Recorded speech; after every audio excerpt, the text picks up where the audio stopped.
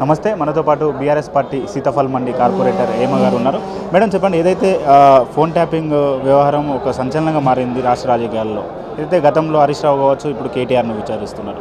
కేవలము రాజకీయ నాయకులను టార్గెట్ చేస్తూ అనేక మంది ఫోన్ ట్యాప్ చేశారని చెప్పేసి కూడా ఏదైతే కాంగ్రెస్ పార్టీకి చెందినటువంటి నాయకులు విమర్శిస్తుంది. దీన్ని మీరు ఎట్లా చూస్తున్నారు? 2 years నుంచి ఈ అంశం అనేది నడుస్తూ ఉంది. ఎక్కడ కూడా దీనికి వ్యాలిడిటీ లేదు, ఎక్కడ కూడా వాళ్ళు నిరూపించలేకపోయినారు. అండ్ అఫీషియల్ స్టేట్మెంట్ ఎక్కడ కూడా అధికారుల నుంచి రాలేదు.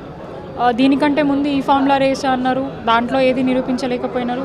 దానికంటే ముందు కాళేశ్వరం కమిషన్ అన్నారు, అది కూడా ఎక్కడ నిరూపించలేకపోయినారు. ఇప్పుడు కూడా ఈ ఫోన్ ట్యాపింగ్ అనేది గత 2 సంవత్సరాల నుంచి నడుస్తుంది. ఒక్కటి కూడా వాళ్ళు ప్రూవ్ చేయలేకపోయినారు. అంటే ఒక ఎవిడెన్స్ అఫీషియల్ స్టేట్మెంట్ ఎక్కడ కూడా ఇవ్వలేదు. అంటే పోలీస్ డిపార్ట్మెంట్ నుంచి కేవలం పొలిటికల్గా ఇబ్బంది పెట్టే ప్రయత్నమే కనిపిస్తుంది. రీసెంట్గా మంత్రుల మధ్యలో గొడవలు అయినాయి. ఆ గొడవ క్రమంలో ఒక స్కామ్ బయటికి వచ్చింది. దాన్ని ఎక్స్పోజ్ చేస్తూ హరీష్ రావు గారు కోల్ స్కామ్ గురించి మాట్లాడితే ఇమీడియట్గా రేవంత్ రెడ్డి గారు సిట్ అని చెప్పేసి నోటీస్ ఇవ్వడం జరిగింది. ఆల్రెడీ దానికంటే ముందు సుప్రీంకోర్టు, హైకోర్టు దీంట్లో హరీష్ రావు గారిది ఎటువంటి పాత్ర లేదు, మీరు వీన్ని ఇన్వెస్టిగేషన్కి పిలవద్దన్నారు.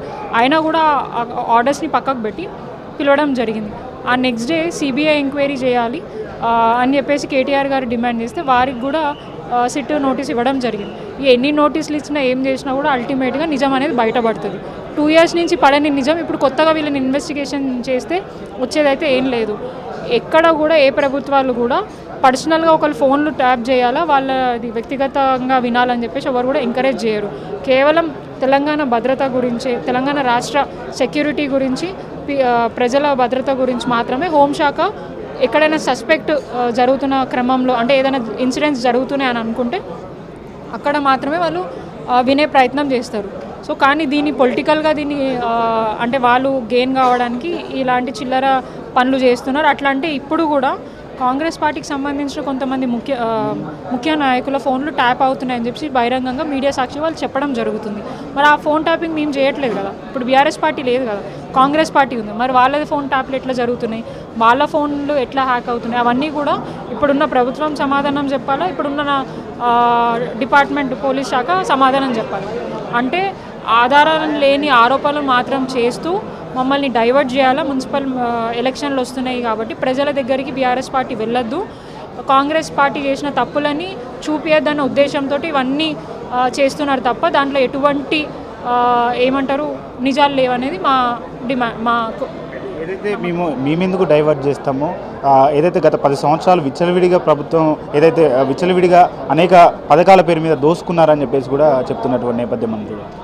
సో నిజంగా చేసినామే అనుకోండి, వాళ్ళకే ఇప్పుడు అధికారం ఉంది కదా, అన్నీ వాళ్ళు బయట చూపించి యాక్షన్ తీసుకోవచ్చు.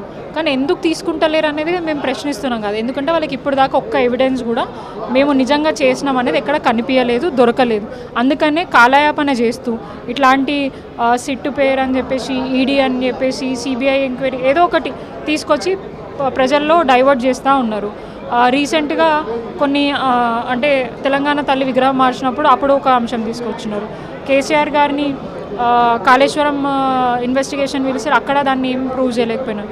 కేవలం పొలిటికల్గా వాళ్ళు గెయిన్ కావడానికి మాత్రం చేస్తారు. కానీ ఇక్కడ వాళ్ళు తెలుసుకోవాల్సిన అంశం ఏంటంటే ఇవన్నీ చేసిన దానికి వాళ్ళకు ప్లస్ కాదు, బీఆర్ఎస్ పార్టీకే ప్లస్ అవుతుంది. ఎందుకంటే మా నిజాయితీ ఏందో మేము చూపించుకోవడానికి మాకు ఒక అవకాశం దొరికిందని మేము భావిస్తున్నాం.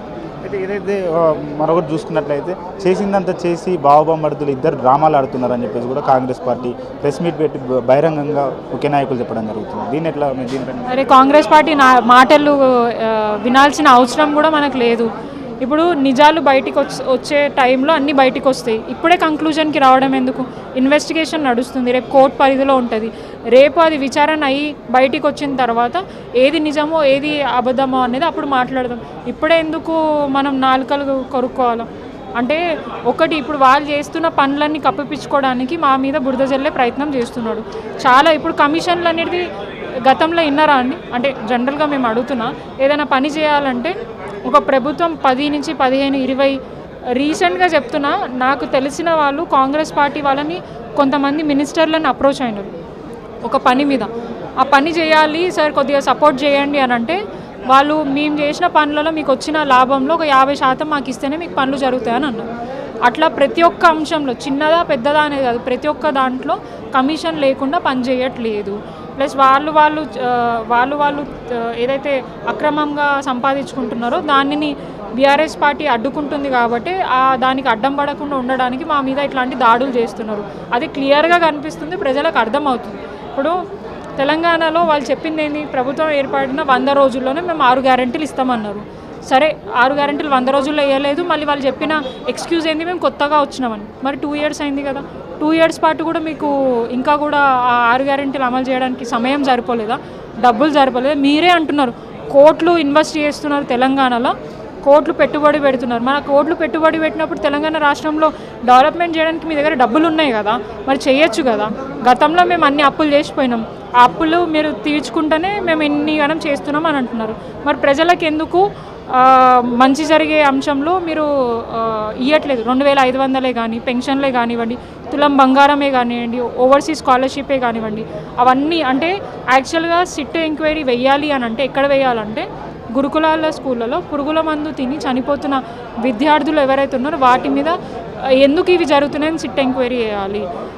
అండ్ చాలా చోట్ల డే లైట్లో అక్రమంగా మర్డర్లు జరుగుతున్నాయి, మానభంగాలు జరుగుతున్నాయి. దీనికి వైఫల్యం చెందిన వ్యక్తులు ఎవరు అని వాళ్ళ మీద సిట్ కేసు వేయాలి. ఫస్ట్ టైము ఒక ఐఏఎస్ ఆఫీసర్లని, ఐపీఎస్ ఆఫీసర్లని, డిపార్ట్మెంట్కి సంబంధించిన మహిళా అధికారులను ఇబ్బంది పెడుతున్నారని చెప్పేసి బహిరంగంగా కొన్ని మీడియా సాక్షిగా మనకి అంటే కొన్ని ఆర్టికల్స్ రావడం జరిగింది. మరి దాని మీద విచారణ చేయాలి, ఎవరు ఇబ్బంది పెడుతున్నారు, ఏం చేస్తున్నారని. సజ్జనార్ గారు మహిళల భద్రతనే మా ప్రయారిటీ అంటున్నారు. మరి మీ ఆఫీసర్స్కి చాలామందికి భద్రత లేదు, కొంతమంది మంత్రులు రాత్రుల పట్ట ఇంటికి పిలిపించుకుంటున్నారని మీడియాలో వచ్చినప్పుడు మరి దాన్ని సుమోటోగా తీసుకొని దాని మీద ఇన్వెస్టిగేషన్ చేయొచ్చు కదా. అంటే టైంపాస్, ఎక్కడైతే నిజాలు బయటకు వచ్చే దగ్గర వాళ్ళు యాక్షన్ తీసుకోరు, అబద్ధాలు ఉన్న దగ్గర టైంపాస్ చేస్తూ ప్రజలని డైవర్ట్ చేసే ప్రయత్నమే చేస్తున్నారు అనేది క్లియర్గా కనిపిస్తుంది. గతంలో కొంతమంది మంత్రులు కూడా మాట్లాడుతూ అనేక మంది సినీ సెలబ్రిటీస్ ఫోన్లు ట్యాప్ చేసి కేటీఆర్ బ్లాక్మెయిల్కి పాల్పడ్డారని చెప్పేసి కూడా విమర్శలు వచ్చినటువంటి సందర్భాలు మనం చూడవచ్చు. దీనిపైన మరి ఒకవేళ సెలబ్రిటీల ఫోన్లే ట్యాప్ అయితే మరి ఇప్పుడు దాకా ఒక్క సెలబ్రిటీ వచ్చి అధికారులకి కంప్లైంట్ ఎందుకు ఇవ్వలేదు? ఆ ఒక్క సెలబ్రిటీలు ఎందుకు మీడియా దగ్గరకు వచ్చి మా ఫోన్లు ట్యాప్ అయినాయని ఎందుకు చెప్పలేదు? 2 years అవుతుంది కదా, మరి ఏ ఒక్క సెలబ్రిటీ బయటికి ఎందుకు రాలేదు? అండ్ మీ మీడియా సాక్షిగానే అధికారులు ఒక ప్రెస్ రిలీజ్ చేసిండ్రు ఏమని, ఏ ఒక్క సెలబ్రిటీ ఫోన్ ట్యాప్ అవ్వలేదు అండ్ ఏది కూడా కరెక్ట్ కాదు, మేము ఇన్వెస్టిగేషన్ చేస్తున్నాం, మేము బయట పెడతాము అని. సో అంత క్లియర్గా స్టేట్మెంట్ అది ఇచ్చిన తర్వాత వీరు అంటే వీళ్ళు ఇమాజిన్ చేసుకొని ఇష్టారీతిగా మాట్లాడడం అనేది కరెక్ట్ కాదు. రేపటి రోజున నిజాలు వచ్చినప్పుడు దాని మీద మేము యాక్షన్ అయితే డెఫినెట్గా తీసుకుంటాం. ఇంతకు మించి మేము అధికారంలో వచ్చిన తర్వాత ఎవరెవరైతే ఇట్లా ఇబ్బంది పెట్టే ప్రయత్నం చేస్తున్నారో వాళ్ళందరినీ కూడా నోట్ చేసుకొని మేము ఇది చేస్తాం. ఏదైతే సొంత ఇంటి ఆడబిడ్డనే చెప్పింది తన అల్లుడు ఫోన్ ట్యాప్ అయిందని చెప్పేసి కూడా చెప్పడం జరిగింది. అయితే ఏదైతే కాంగ్రెస్ పార్టీకి సంబంధించినటువంటి నాయకులు కూడా చెప్తున్నటువంటి సందర్భాలు మనం చూడవచ్చు. దీనిపైన మీరేం?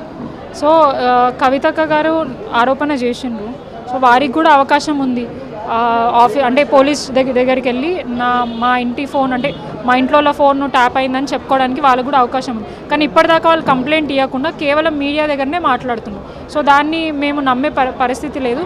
ఇన్ కేస్ నిజంగా జరిగింది అనుకుంటే డెఫినెట్గా మీరు పోయి కంప్లైంట్ ఇచ్చుకొని దాని మీద యాక్షన్ తీసుకోమని చెప్తున్నాం. ఈ ప్రభావం మున్సిపల్ ఎన్నికలపైన ఉండదు? డెఫినెట్గా ఉండదు. ఒకవేళ ఉన్నది అంటే అది కాంగ్రెస్ పార్టీకి సంబంధించిన వాళ్ళకే ఉంటుంది తప్ప మాకైతే ఎటువంటి ఇబ్బంది అయితే ఉండదు. Thank you. చూసారు కదా, ఏదైతే కావాల్సుకొని కక్షపూరితంగా బీఆర్ఎస్ పార్టీ నాయకులపైన ఆరోపణలు చేస్తున్నారు, ఏదైతే ప్రభుత్వము పథకాలను అమలు చేయకుండా పబ్బం గడుపుతుంది, కావాల్సుకొని వీరు టైంపాస్ చేస్తున్నారని చెప్పేసి కూడా బీఆర్ఎస్కి సంబంధించినటువంటి నాయకురాలు ఏమగారు మనతో చెప్పడం జరిగింది. చూస్తూనే ఉండండి 4 Sides TV. దుర్గాప్రసాద్తో లెనిన్.